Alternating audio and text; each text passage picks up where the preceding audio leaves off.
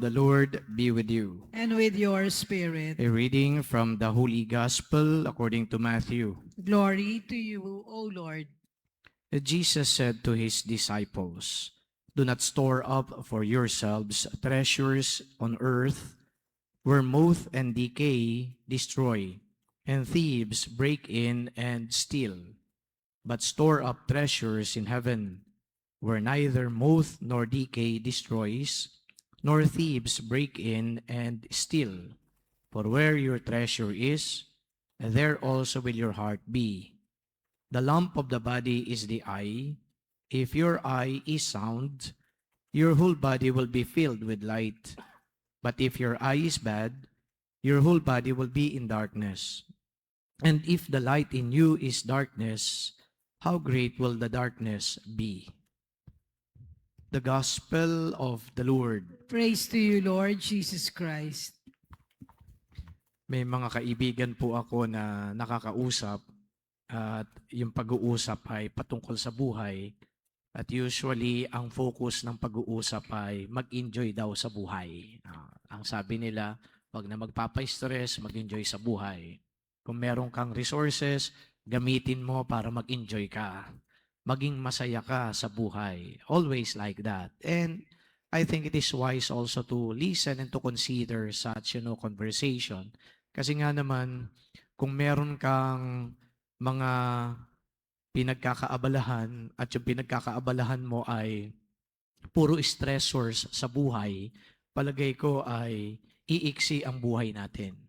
Kaya kung may pagkakaabalahan ka man, ito yung magbibigay sa iyo ng kagalakan na posible na mag-extend pa ng buhay mo. But then again, kung ganito lang ang ating pagtutuunan, yung sarili, mag-enjoy, hindi po yata ganito ang panawagan naman sa atin ni Kristo. Because I guess, Christian life is not only about ourselves, but it is about being with others or being men and women for others. Yan ang isa sa mga na-realize ko habang inaaral, pinagdinilayan ang mga turo ng ating Panginoong Heso Kristo. I will repeat that. It is never only about ourselves, bringing joy to ourselves, making ourselves happy, but also how to make others happy, how to help others.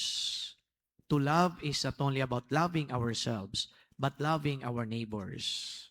To be compassionate is not only about being compassionate to ourselves, but being compassionate to others. So kumbaga, other-centered lagi ang movement ng ating Panginoon. Hindi yung movement ay papunta lagi sa sarili.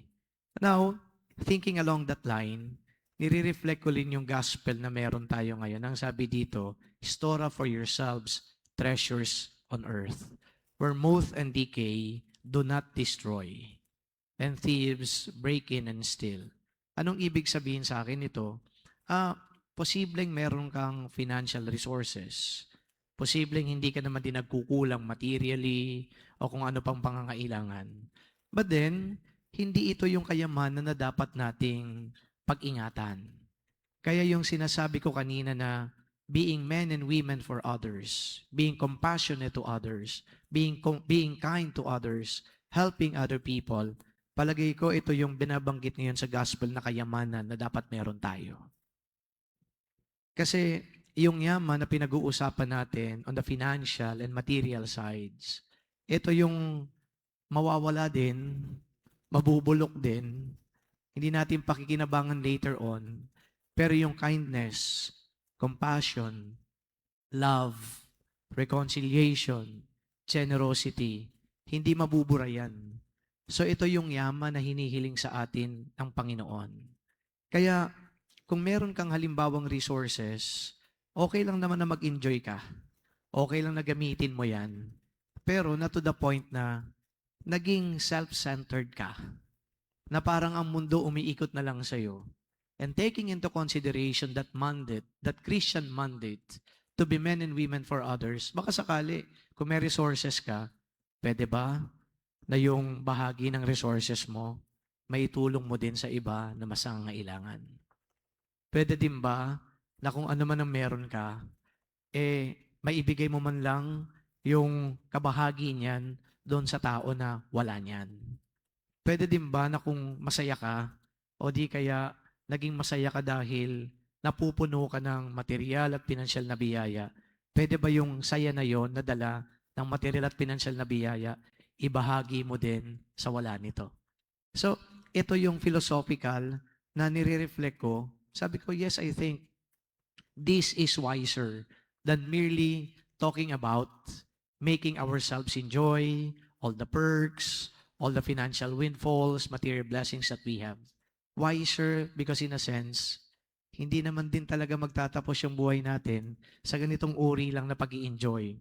Nag-i-enjoy ka physically at materially. Ang buhay, may hangganan, pero magtatapos yan doon sa Diyos.